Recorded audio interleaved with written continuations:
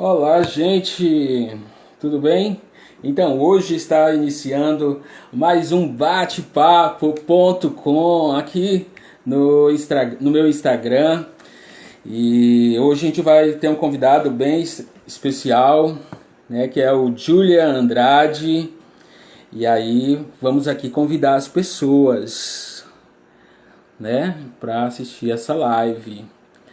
Então, essa live vai ser bem bacana. Hoje com o Julian Andrade, quero muito que você interaja nessa live, participando, fazendo perguntas, interagindo com a gente e aprendendo, porque o assunto hoje vai ser muito rico e também importante, sabia?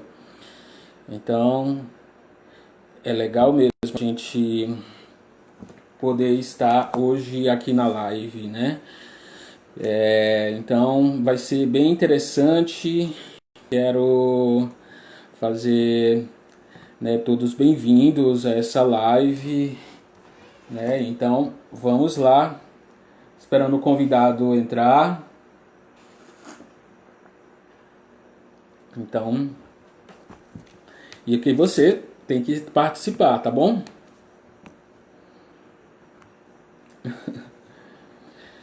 Então, hoje o nosso convidado é o Julian Andrade. O Julian Andrade é membro da Igreja de Jesus Cristo dos Santos Últimos Dias, serviu na missão Santa Maria, tem 28 anos, natural de São Luís, Maranhão, advogado e empregado público, pós-graduado em licitações e contratos públicos e em gestão empresarial e negócios. Serve como bispo na ala Aracagi, São Luís do Maranhão.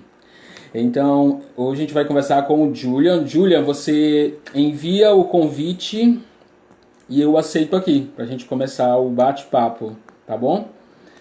Então, o Julian está entrando aqui na live e a gente vai começar esse bate-papo. E aí, Julian, tudo bem? Tudo bem, Fagner? Muito prazer te conhecer, viu? Prazer, Julian. Prazer em conhecê-lo. Natural de São Isso, Luís. exatamente. Que legal.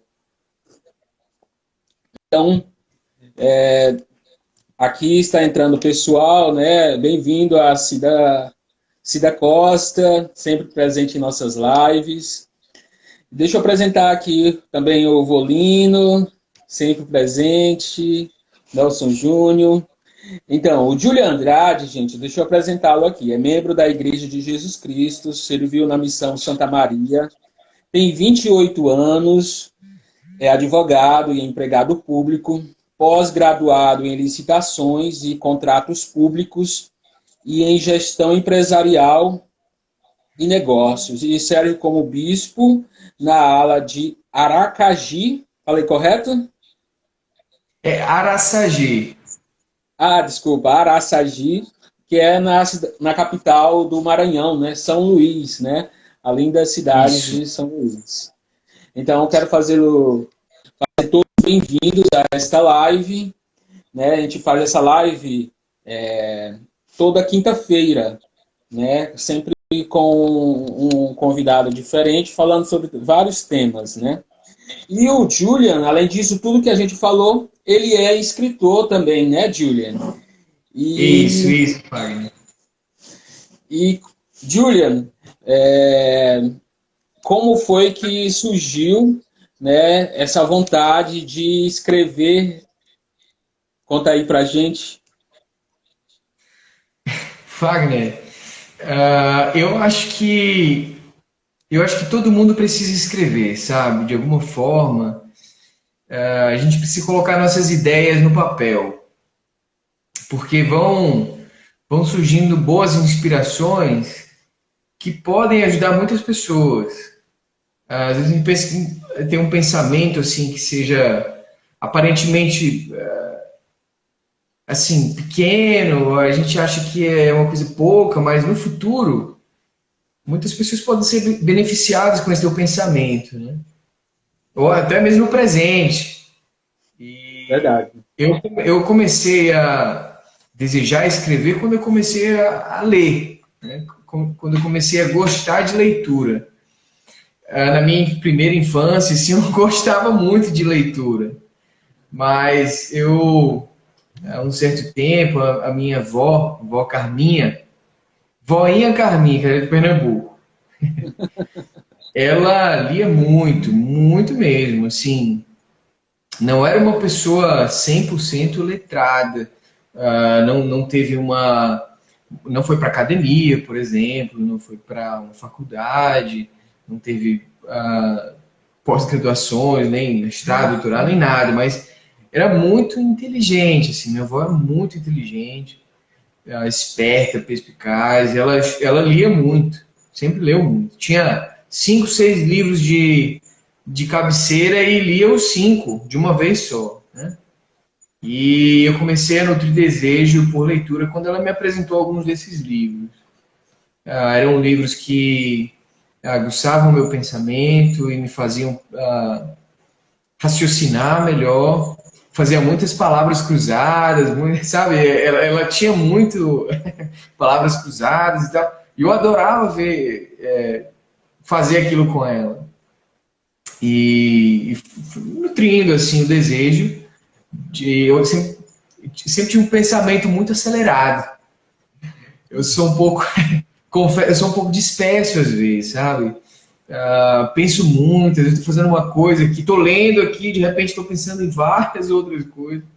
Estou tendo várias inspirações, vários sentimentos e isso me faz querer assim colocar, organizar, botar no papel e um dia mostrar para as pessoas. E minha primeira oportunidade de escrita foram com diários.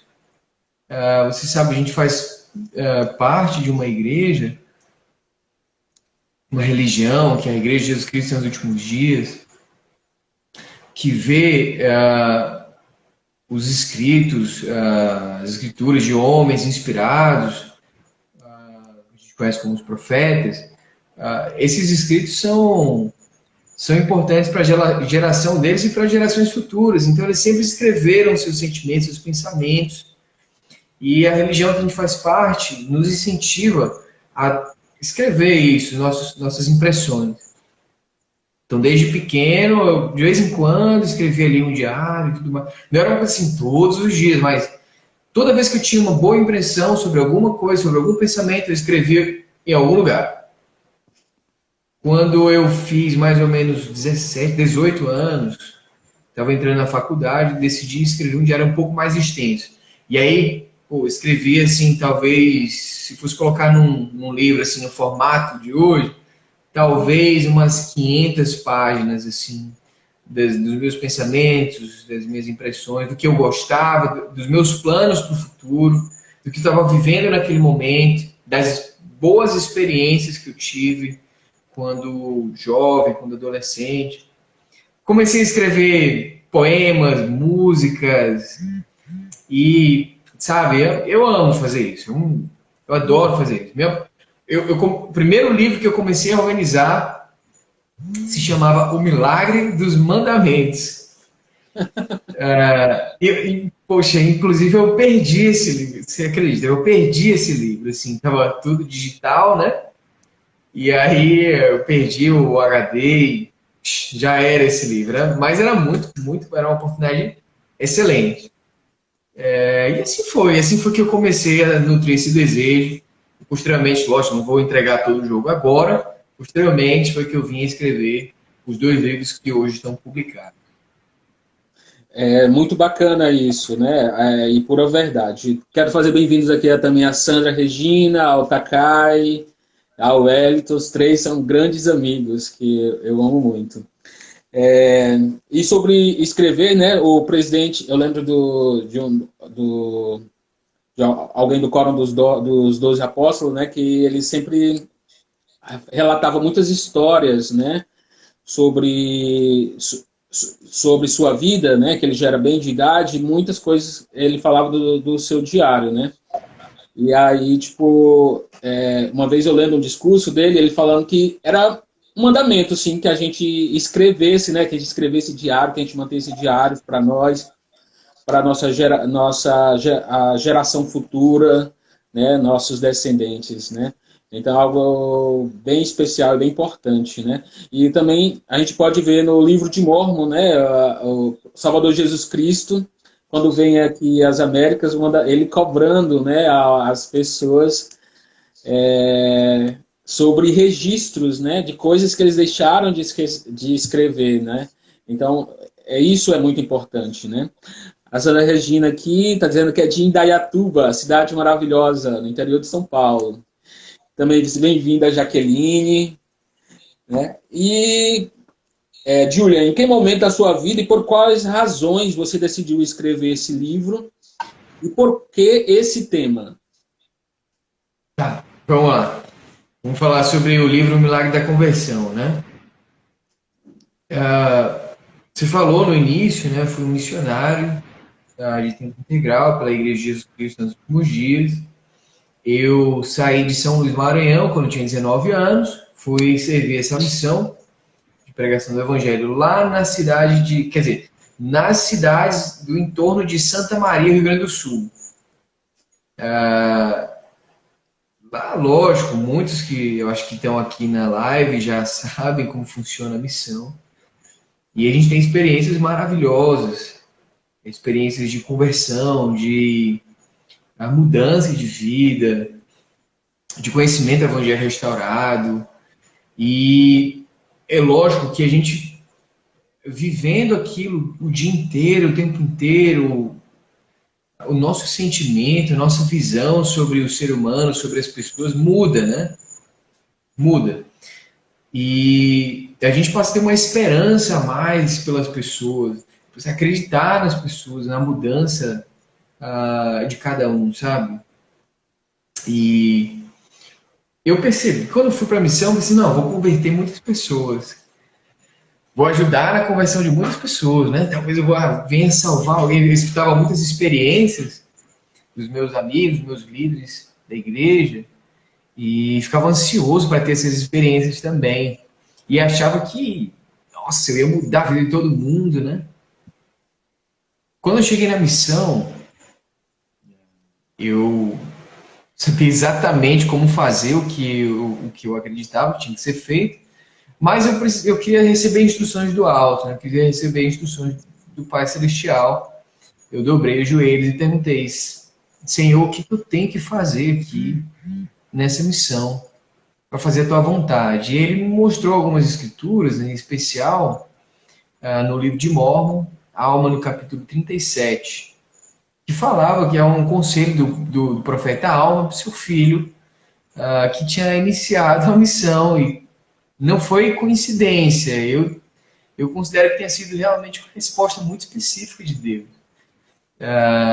Eu não sei decorado aqui, mas era mais ou menos assim. Ele falava assim, meu filho, como começaste a pregar o evangelho agora, eu queria que desse ouvido às minhas palavras. E ele dá alguns conselhos, assim, tipo assim, ser sóbrio, ser perseverante, usa de ousadia, mas não de despotismo, não tenta forçar as pessoas, mas seja ousado, corajoso, tenta acalmar as tuas paixões para que teu coração seja voltado ao Senhor. Então eu pensei, bom, realmente era para eu estar aqui, existe algo especial e eu tenho uma missão especial a fazer aqui nesse local. E comecei a pensar sobre a conversão das pessoas e estudar a conversão dos nossos antepassados. E eu comecei no de Mórmon. O primeiro converso que eu vi ali, que achei assim, fiquei imobilizado com a história dele, foi de um profeta Alma, o pai, que foi assim, o evangelho foi pregado através do profeta Abinadi, que foi muito ousado, não teve medo de enfrentar um reinado inteiro, e até mesmo a sua própria vida ele colocou em risco para poder ensinar, e ele nem viu assim os frutos daquela pregação dele, né? Porque ele morreu antes. Ele só estava lá para ensinar o que ele tinha recebido de missão fazer. Não importasse quem estivesse lá escutando, ele estava ensinando o evangelho. Então, aquilo me tocou muito. Eu achei assim, não, ó, eu estou aqui, eu vou pregar o evangelho, vou fazer o que for a vontade de Deus, que ele já me falou o que, que é, e vamos ver o que vai dar. E aí a primeira conversão, a conversão de alma, foi incrível, né? Porque depois ele de se converter, se batizou 200 pessoas lá no rio, na paragem do rio Mormon, e organizou a igreja de Salvador. A igreja foi muito grande, a igreja quando foi administrada pelo profeta Alma. Depois, em uma cadeia lógica, veio a conversão dos filhos, do filho de Alma e dos filhos do rei Mosias, que estava lá junto com a Alma. Em seguida, vieram outras conversões, que foi a conversão dos Lamanitas, que era um povo altamente perigoso e iníquo, né? E matava os nefitas e tudo mais. E eles converteram, assim, poucos, talvez 5 homens que estavam ali, que eram convertidos, converteram 11 cidades de pessoas que eram muito perversas. É como se, né, fosse pregar o evangelho no local mais perigoso do mundo. E ainda assim conseguisse converter o coração de centenas de milhares de pessoas. Eu pensei, olha só olha a lógica. Se Abinadi tivesse ficado com medo dos reis, com receio de fazer a sua parte, né, de pregar o evangelho e tudo mais, talvez Alma não fosse convertido. E se Alma não fosse convertido, talvez não teria seu filho e os filhos de Mosias convertidos também. E se os filhos de Mosias não fossem convertidos, talvez os Lamanitas não fossem convertidos. E se os Lamanitas, que se tornaram os antinefilitas, não fossem convertidos, talvez ele não pudesse ter organizado uma igreja tão forte e sim, lógico, salvado a alma de muitas, milhares de pessoas. Eu vi que o fruto de uma conversão que a gente tem, que às vezes é a nossa própria, pode gerar a salvação de muitas e muitas e muitas almas. Então, a ideia e a inspiração que eu tive foi estava à noite orando, depois de voltar dos trabalhos com o missionário, eu pulei da cama e comecei a minutar, assim. É que eu não trouxe aqui agora a minuta do livro que eu fiz, eu até mostrei na outra live, mas depois eu te mando a foto, viu? Tá ok. Eu comecei a colocar assim nos tópicos, assim, vou falar sobre a conversão de fulano de tal, É só um momento, Julian. Alguém está Claro. falando que está sem som. Os outros estão com som? Vocês estão ouvindo? Me falem aí se vocês estão com o som legal, estão assistindo legal. Tá bom? E bem-vindo, Takai, Ariete, o Maicon, deixa eu ver aqui quem mais. O Hugo. Seja bem-vindo, amigos. Muito obrigado pela presença. Ó, o Janderson Reis, Janderson que está tudo ok. Beleza, legal. O Michael Freire aqui, pô, que legal que tu tá aqui, hein? Saudade, você viu missão aqui na nossa ala aqui, que fazia parte. Seja Que bem-vindo. legal. Bom, é isso. Então, eu comecei naquela noite a colocar o que eu ia falar, o que eu ia estudar, na verdade, sobre a conversão dessas pessoas. E aí surgiu a ideia do livro, né? O estudo eu vou estudar as conversões do livro de Mormon, o que aconteceu, quais foram os frutos que foram gerados, depois da Bíblia também, né? Como Paulo, como Pedro e tudo mais. E depois conversões de membros da época da restauração do Evangelho, da igreja, né? O próprio Joseph Smith, Parley P. Pratt, Dan Jones, Wilford Woodruff. Eu contei o que aconteceu com a vida dessas pessoas depois que eles se converteram ao Evangelho de Jesus Cristo conforme restaurado. Por fim, falei um pouco da história das pessoas que eu ajudei no caminho de conversão e que na realidade também me ajudaram porque a conversão ela é capaz de gerar frutos, até falei na outra live, né, que são os próprios filhos do Pai Celestial se voltarem a Ele, ou retornarem a Ele, na verdade. Por fim, eu percebi que a conversão ela não é só para os missionários de tempo integral. Cada um de nós está para todo inserido mundo, num né? longo. Como? É para todo mundo, né? Cada um de nós está inserido em um grande processo de conversão. Eu separo até fé, testemunho e conversão. A fé é você, lógico, é você acreditar numa coisa que você não vê, mas que sente que é verdade e que você está disposto a fazer de tudo para viver aquela verdade, tá? Depois que você começa a viver aquela verdade, viver aquilo que você acha que você acredita que seja verdade e tal, você chega a ter um testemunho do que aquilo realmente é para ser feito, e aquilo é verdade. O testemunho é uma certeza, ela vem depois da fé. Mas mesmo que eu tenha a fé e o testemunho, eu posso não agir de acordo com aquela. Pode acontecer de eu não conseguir agir de acordo com aquela crença. No fundo, você tem uma crença um pouco fraca. Mas tem. Tá lá a sementinha, né? Você vai regando e tudo mais. Já a conversão é assim: você acredita, você tem, pode ser que tenha um testemunho, tenha certeza daquilo, mas você não fica parado. Você tenta mudar para se adaptar àquela verdade, àquela realidade que você acredita. Isso mesmo. Entende? Então, a conversão é assim: bom, eu acredito no Evangelho restaurado, em tudo o que o Evangelho de Jesus Cristo tem a me dizer. Beleza. Mas eu tenho uma grande fraqueza, eu tenho um problema em viver o que a gente conhece como a lei da castidade, vamos supor. Eu não me casei e mantenho relacionamento amoroso com uma pessoa e não consigo me desvincular disso. Mas eu sei que é verdade, eu sei que eu preciso mudar.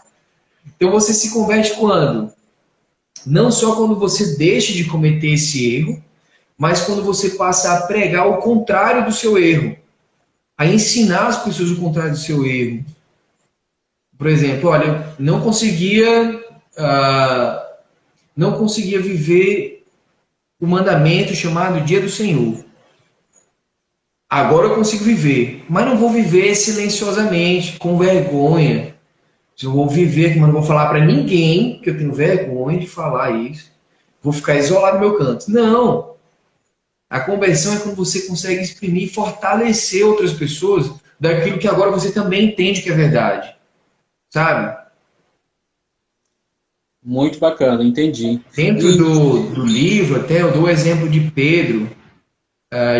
Pedro foi o apóstolo ali, que a gente chama apóstolo sênior do Senhor, que conhecia muito bem, tinha um testemunho muito forte do Evangelho e do Salvador Jesus Cristo.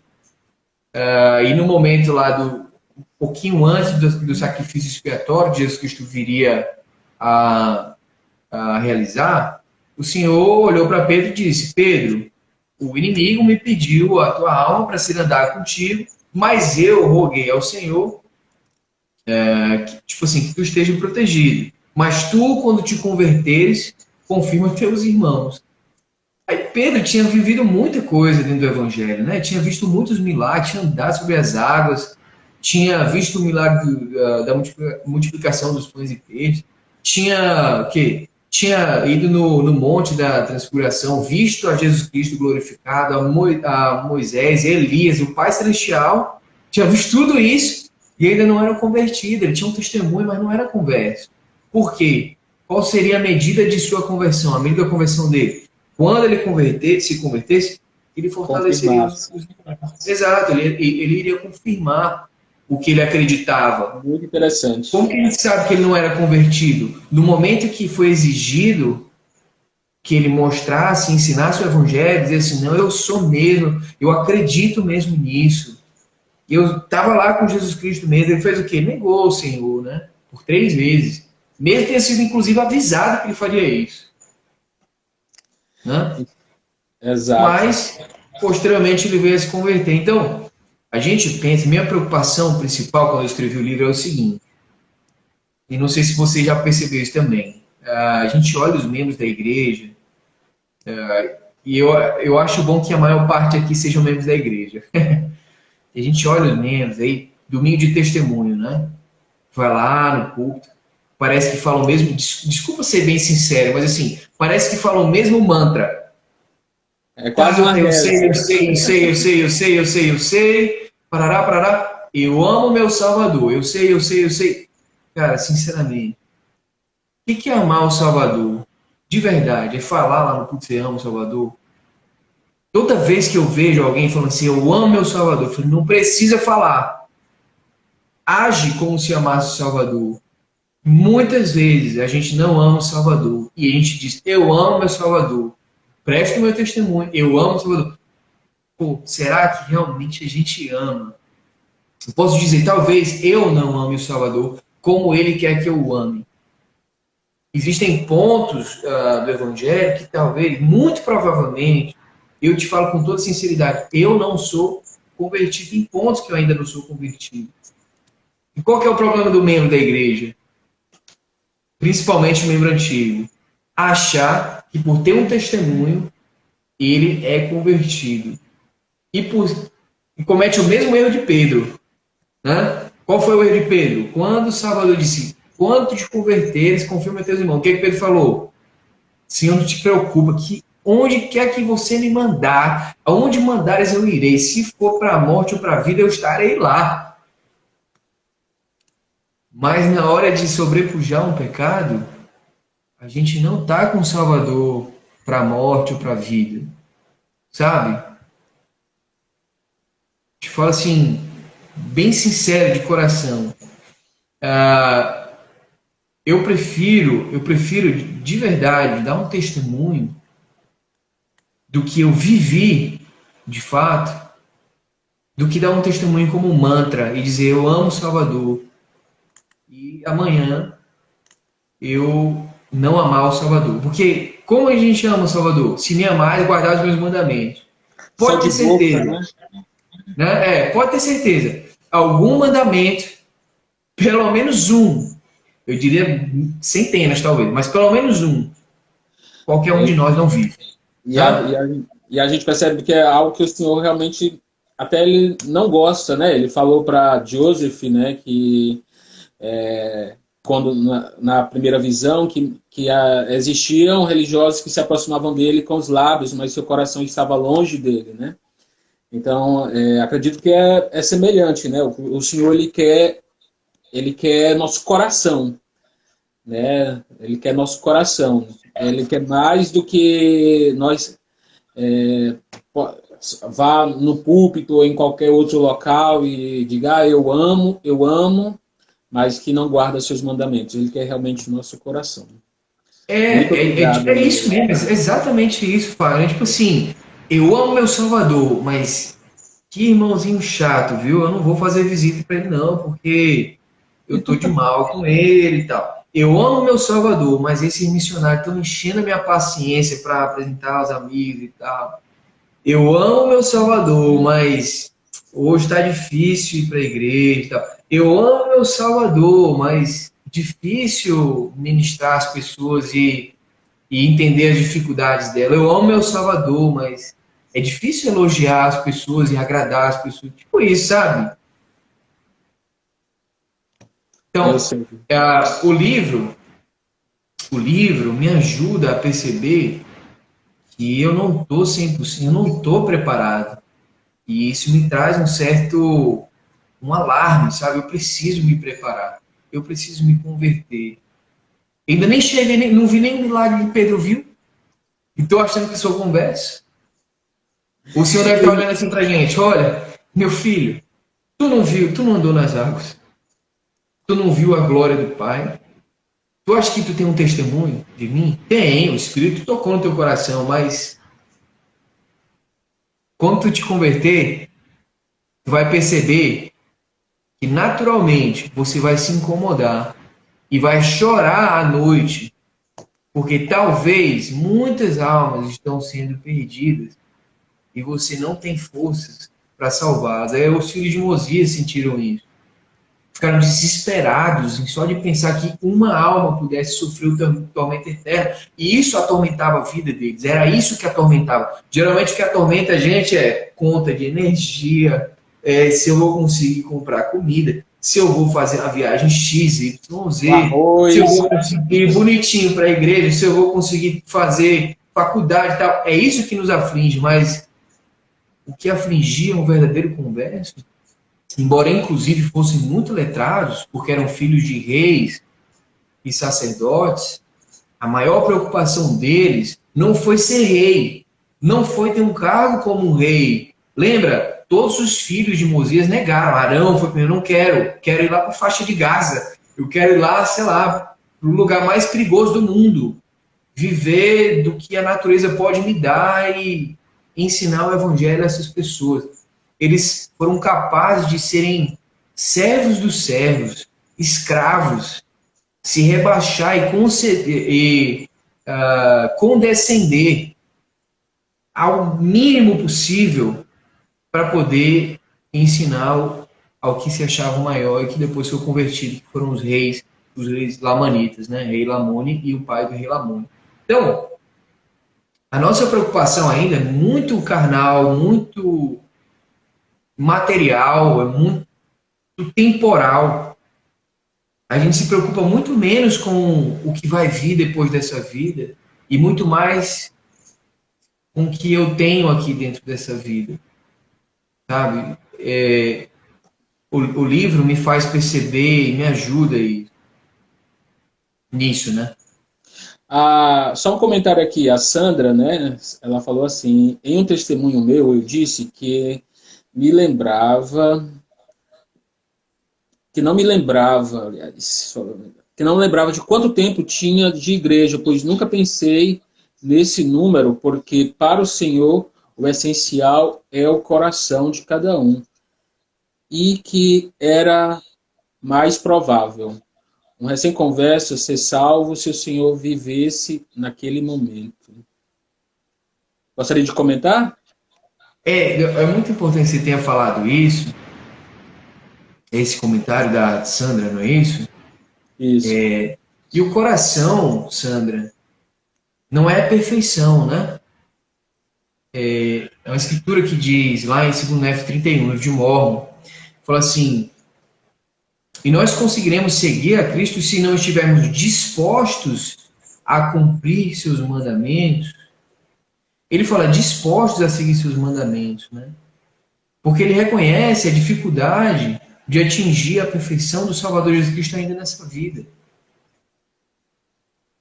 O nosso coração, o Senhor, Davi era o homem segundo o coração do Senhor, não é verdade?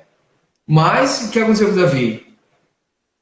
Ele caiu, ele pecou, é muito feio, muito grave ele pecou.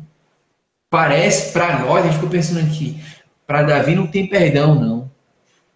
Mas olha, eu não sei se Davi teve ou não perdão, mas eu acredito sim na capacidade de julgamento muito superior, infinitamente superior do nosso Pai Celestial em relação a nós.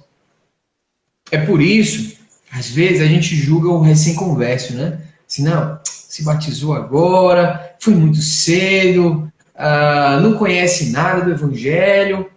E eu já vi muitos recém-conversos surpreenderem os antigos conversos. O coração, ele, digamos que é o órgão do nosso corpo que transmite grande parte dos nossos sentimentos, né? Que faz com que a gente perceba os nossos sentimentos, não é verdade? Quando o nosso coração pega fogo por alguma coisa, a gente vai até o final, né? Mas às vezes a gente tropeça também nesse nosso desejo. O coração pode ser enganoso e tudo mais. Então, ser o homem ou a mulher segundo o coração de Deus não é ser uma pessoa perfeita. É ser uma pessoa que tenha consciência de que está dentro de um longo processo de conversão. E o que importa é não desistir desse processo. É estar disposto, né? É estar disposto a não desistir desse processo. Se errar, volta. Se pecou, se arrepende. Se arrepende, muda, não peca mais em relação àquilo, mas talvez daqui a alguns dias você peque em relação a outra coisa. Vou desistir? Não, você está em um longo processo de conversão. Porque a graça de Cristo, ela completa as nossas fraquezas. Seremos salvos pela graça de Cristo, não por causa, mas depois de tudo que a gente conseguir fazer. É entregar ao nosso coração tudo que a gente consegue, que a gente pode, eu vou tentar fazer.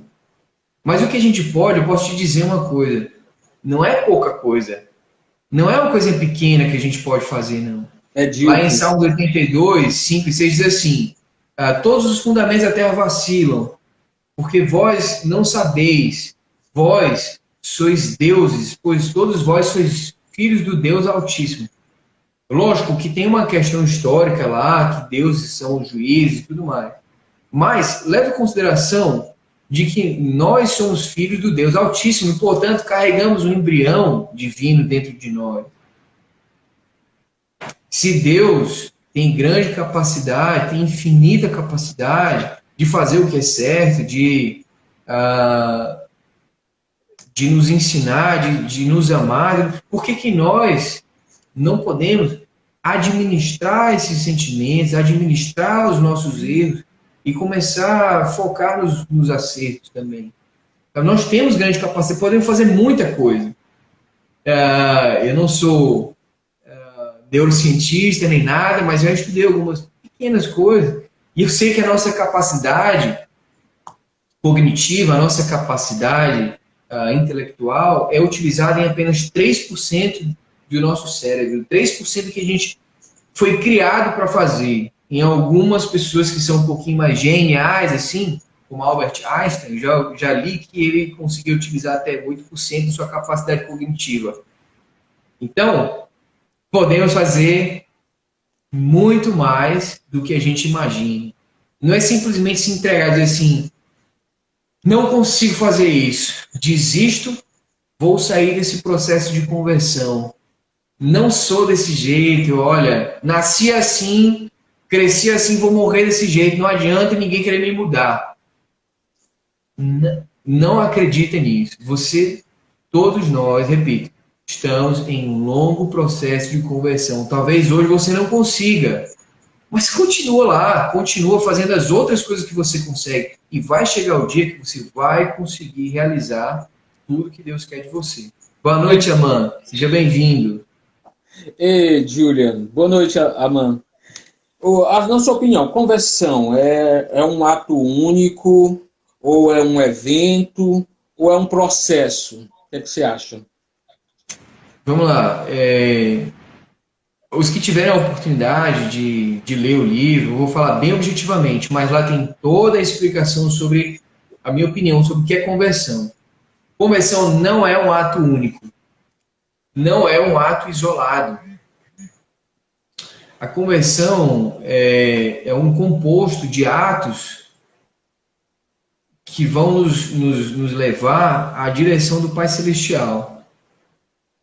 A conversão não pode ser confundida com aquele sentimento que a gente sente assim, repentinamente e que talvez daqui para amanhã se apague. O batismo não é uma conversão. O batismo é o ato pelo qual você entra no processo de conversão. Está lá no livro de em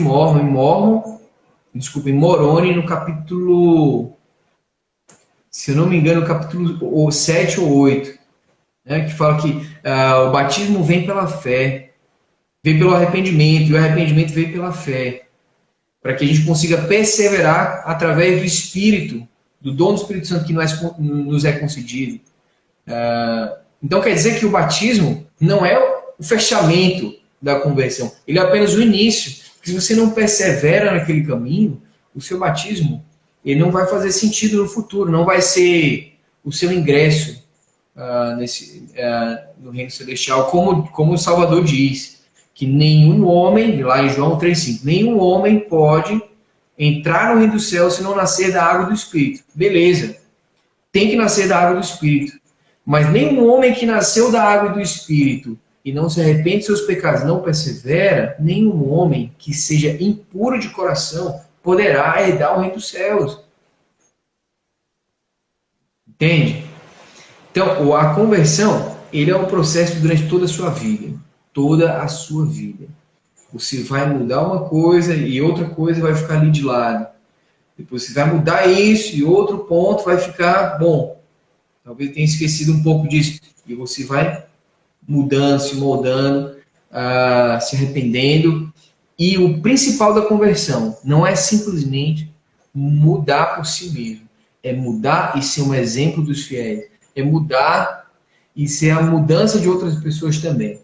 Porque a medida de conversão que o Salvador pediu a Pedro foi essa. Muito bom. O Hélio está perguntando aqui se Deus fala na mente ou no coração? Estão interligados, Wellington. A mente e o coração estão interligados.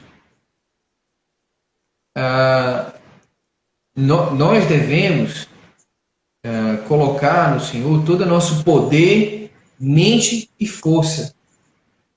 Poder, mente e força. E nosso coração também. Coração, poder, mente e força, não é verdade? E eu acho engraçado que foi colocado nessa ordem, né? Pensa bem, você já conseguiu, se a pessoa conseguiu, ela é realmente muito, eu queria dizer algo semelhante a frio. Se você consegue fazer algo que não está dentro do seu coração, você é uma pessoa muito fria. Né? A primeira porta de entrada de uma verdade espiritual ou de qualquer coisa é no coração. Se você sente no coração, se o coração ali, o sentimento que está ligado dentro do coração te impulsiona a fazer algo. Poder para mim é a capacidade de convencer alguém de algo. Você pode convencer a si mesmo e você pode convencer outras pessoas. Você tem que ter o coração voltado a Deus e ter o poder de convencer as pessoas do que você acredita ser real. Mente está ligado ao coração.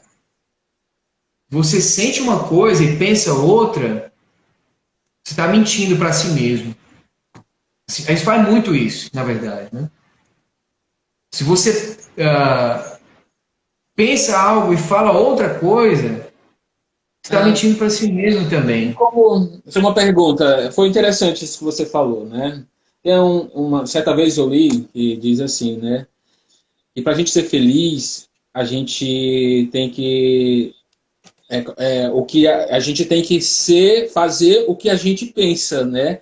A felicidade é quando o que a gente faz e o que a gente pensa estão em harmonia, ou seja, mas digamos, quando você tem um pensamento ou um desejo, podemos colocar, que é diferente por exemplo, do que o Senhor ensina, o Senhor prega. Qual o caminho que você deve tomar assim, para estar em harmonia com o Senhor? Muito boa pergunta, muito boa pergunta. Olha, o nosso coração, ele está escrito, né? Ele é enganoso em algumas oportunidades, não é verdade? Nosso coração pode se confundir, né? Como que a gente sabe que nosso coração está nos direcionando, está direcionando a nossa mente para o que é certo? Vamos lá. Primeiro, os frutos do Espírito. Quando a gente sabe que está fazendo algo certo, quando a gente tem longanimidade, paciência, bondade, fé, esperança, bons desejos de fazer o que é certo, de fazer o que Deus colocou lá nas Escrituras, certo? Algumas vezes nosso coração erra o caminho, erra a direção, e a gente não sabe o que fazer. O que o Senhor diz? Tem algumas Escrituras, por exemplo, Doutrina e Convênios, que fala sobre a história de Oliver Cowdery, quando queria receber o dom de tradução das Escrituras do livro de Mórmon. Nessas duas oportunidades, o Senhor falou a ele, né, não dê paz à tua mente em relação naquela noite. Ele fala também sobre como você pode reconhecer que é a voz do Espírito ou que é simplesmente a voz da sua própria consciência. Ele diz o seguinte: se for verdade, terás certeza espiritual dentro da tua mente, darei paz no teu coração também. Mas se não for verdade, te darei um estupor de pensamento, de forma que esquecerás aquilo. Então, o que é um estupor de pensamento? Você pensa milhares de coisas ao mesmo tempo e nunca consegue concluir nada. Nunca consegue ter um direcionamento assim que eu tenho certeza que é para fazer isso, sabe? E como é que você vai saber ter a certeza? É tempo. Para fazer esquecer, para o Senhor fazer você esquecer de algo, leva um certo tempo, porque Ele utiliza de várias maneiras de revelar. Às vezes através de pequenas impressões, às vezes através de outras pessoas, de pequenas pessoas que nos ajudam, da nossa ajuda em relação a outras pessoas, sonhos, visões, enfim, uma infinidade de maneiras que o Senhor tem de nos mostrar. Ele realmente mostra. Realmente mostra. E a gente reconhece quando é dele e quando não é. Muito interessante. Só para complementar, ontem eu estava assistindo um documentário muito interessante, que eu acho que tem a ver com o que a gente está falando, que contava sobre o livro de Gênesis, né? E sobre como foi escrito o livro de Gênesis, né? Que acreditamos que foi por Moisés, né? E aí, algo interessante, né? No documentário ele falou, né? Foi falado, né? Que Moisés, né? As escrituras falam que Moisés era um homem muito letrado, muito estudioso, muito sábio da cultura egípcia. Mas, e aí o Senhor queria que ele fosse, quis que ele fosse o Salvador, né? Que salvasse aquelas pessoas, os hebreus, né? Da escravidão. Mas aí Moisés, quando descobre, né, que ele não era egípcio, que era hebreu, do jeito dele, primeiro ele mata, né, um soldado, né, egípcio, né? Mas não era a forma que o Senhor queria que Moisés salvasse o povo hebreu. Então Moisés foi expulso, passou 40 anos no deserto. E lá, e no documentário, muito interessante, fala que esses 40 anos, né, e realmente para mim, quando eu senti a confirmação que era verdade, né, que ele falou que esses 40 anos foi para Moisés esquecer as doutrinas, as coisas egípcias que ele tanto sabia, que tanto estava na sua pessoa, era para ele esquecer, né, disso tudo. Então, o Senhor, ele quer que a gente mas que a gente faça da forma dele. E às vezes a gente passa por coisas que é para a gente esquecer do que ele não quer, né? Que no caso era do que Moisés já tinha assimilado da cultura egípcia, mas o Senhor, ele queria que fosse uma outra pessoa. Ele até fala que Moisés, por exemplo, é descrito nas escrituras como uma pessoa que tem a língua pesada, mas ele fala que Moisés havia esquecido até o idioma egípcio. Então, por isso que fala que Moisés tinha a língua pesada. Não é que ele tinha a língua pesada, é porque ele não sabia mais falar a língua egípcia, como falava antigamente. E aí, o livro de Gênesis foi escrito numa língua de mineiros. Muito interessante isso. Uma língua de mineiros. E onde foi muito mais fácil para traduzir, né, para outras línguas, e hoje a gente ter. Se fosse o livro de Gênesis tivesse sido escrito na língua de egípcia, só tinha sido descoberta há muito pouco tempo atrás, agora, recente, quase recente, porque só agora conseguiram decifrar os hieroglifos egípcios, né? Então, olha que interessante, né? Eu acho que tem a ver tudo com isso que você está falando. Sim. Eu fico pensando assim, na nossa crença em relação à nossa própria conversão e a conversão de algumas pessoas que estão ao nosso redor. Pode ter talvez alguém que está assistindo a gente aqui tem dificuldade, talvez não, tenho certeza, tenha dificuldade com algum mandamento, se acha inadequado porque não está conseguindo viver determinado aspecto do evangelho, ou talvez alguém, sim, vive muita coisa, mas tem ali um filho, um marido, uma esposa que não tem interesse em viver o evangelho, ou saiu, se revoltou contra o evangelho. E eu fico pensando assim, bom, quando a gente lê aquela parábola do semeador, parece tão engessada, só existem 4 tipos de pessoas, sabe? A gente fica pensando assim, a interpretação que a gente sempre tem é essa, na verdade. Não que o Senhor tenha quisto dizer isso, mas a interpretação é sempre essa. Tipo assim, bom, sempre uma pessoa que recebeu a semente, o solo dela é pedregoso, ela sempre vai sufocar a semente do evangelho e nunca vai ter a semente do evangelho. Na verdade, a gente pensa assim, não, desistir dessa pessoa porque eu estou achando que ela é o solo pedregoso. Ou desistir de mim mesmo porque eu acho que os espinhos que estão aqui na minha vida nunca vão sair. Mas não foi isso que o Salvador quis dizer. O que ele quis dizer é, se teu solo está pedregoso, você tem que limpar esse solo para poder receber a semente. Se o teu solo está espinhoso, se tem espinhos, tem cardos, se tem erva daninha, você tem que limpar essas ervas, você tem que limpar aquilo que está te sufocando para poder receber bem a semente, sabe? Aí a gente pensa, não, eu sou um solo infértil mesmo, nunca vou mudar, então nem adianta eu entrar nesse caminho. Ou então, eu acho que eu vou sair porque não me adaptei muito bem, eu nunca vou conseguir viver isso aqui. Mas calma, conversão é calma, é espera, é tentativa. Vai acontecer erro? Vai, não, a gente não pode ser hipócrita de dizer assim, eu não vou errar nunca. Sabe? A gente erra todo dia, na verdade. Às vezes a gente pensa que o sol está limpo, mas aí vem uma ventania e enche de coisas a nossa vida. Aí aquela semente vai sufocando, o que tem que ser feito? Olha, vou te falar uma coisa, Fagner, eu gosto muito de animais, eu gosto de cachorro, eu sou apaixonado por cachorro. E aí meus cachorros foram lá para a fazenda do meu sogro. Estão lá, vivendo muito bem, inclusive, né?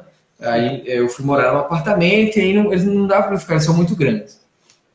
Senti falta e comecei a tentar cuidar de planta. Cara, eu te confesso, é uma das coisas mais difíceis que eu já fiz. Eu acho que eu acho que eu comprei umas 50 já, umas 45 já morreram. Olha esse aqui. Olha esse bambu aqui. Olha só. Nossa, ele chegou aqui verde, bonito e tal. Aí eu fiquei pensando, eu não tenho condições, não sei fazer isso. Não sei. Né? Então eu acho que esse tipo de bambu aqui não é muito fácil de cuidar, então eu não estou disposto a fazer isso. Mas aí eu fui tentando, ó. Comprei essa outra aqui que se chama dinheiro em penca. Estou tentando cuidar com a ajuda da minha esposa. Não é fácil, a nossa vida é desse jeito, a nossa vida é desse jeito mesmo, a conversão é assim. A gente tem que Julian, regar, nossa sabe? live já está chegando ao fim, passa muito rápido, cara. Verdade, verdade Mas mesmo. eu gostaria ainda de. Temos mais ou menos 5 minutos, tá? Uhum. Eu gostaria que você falasse que conselho você daria para membro da igreja ou as pessoas em geral, né, que sente que sua fé anda meio abalada, que não tem mais. Você falou muito dos conversos, dos recém-conversos, né?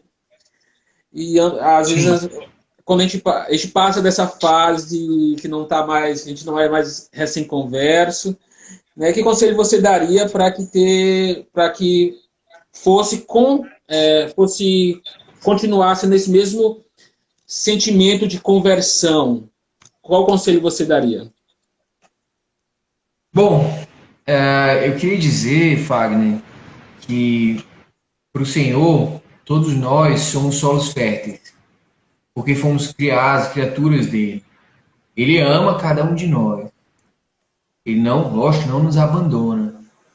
Mas é claro que essa vida é uma vida de testes, é uma vida de provações, é uma vida que a gente precisa mostrar a Ele que nós desejamos voltar e que nós realmente amamos a Ele. Não é falar, é desejar e fazer.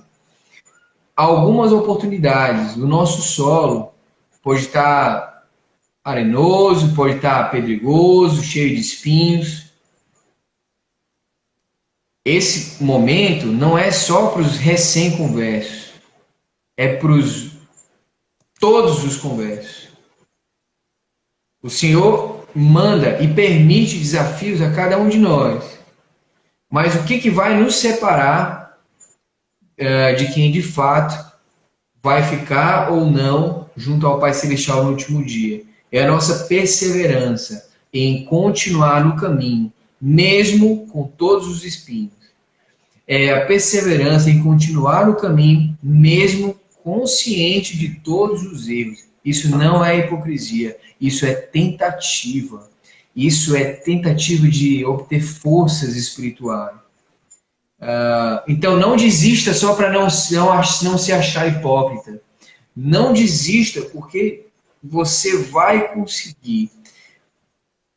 E no final das contas, o nosso coração, nosso desejo, nossa vontade perante nosso Pai Celestial e seus mandamentos vai contar muito, porque é a graça que vai salvar, não por causa, não porque a gente fez algo, mas porque Deus realmente nos ama.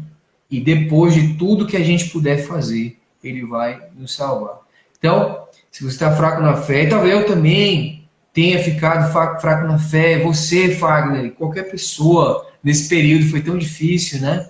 Nesse ano que a igreja assim esteve assim fechada, né? E a gente teve que se adaptar, a se reunir em casa, né? Então foi um ano muito difícil, né? Sim, sim. Mas não desiste, cara, não desiste. Talvez muitos erraram muita coisa aí nessa pandemia. Aí pense, não, eu não vou nem retornar para a igreja, porque é uma vergonha, né, de falar comigo.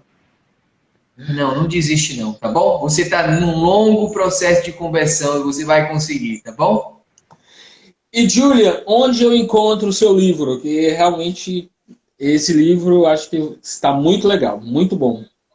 Legal. Bom, Fagner, vocês podem encontrar na Amazon, tanto ele capa normal, físico, como e-book também, tá bom? E podem entrar no site da editora, editora Baraúna, podem comprar por lá também. Eu acho muito fácil, muito simples comprar pela Amazon, é muito mais tranquilo assim.